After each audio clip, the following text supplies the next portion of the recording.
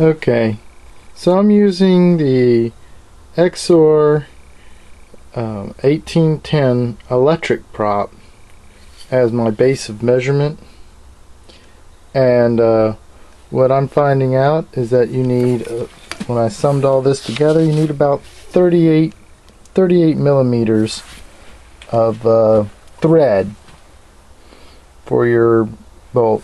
The other thing is that when I see if I can get this to a spot where you can see it well, but I am seeing that the threads are a little proud.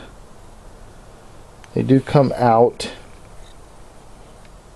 so it's okay if your threads protrude, and that allows us some variance in thickness of the different types of props you might choose. So a little margin of error there.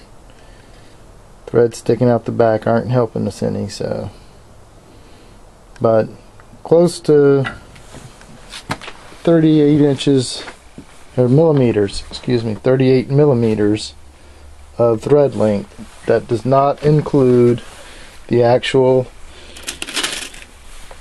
Allen part. I'm just talking about actual thread area.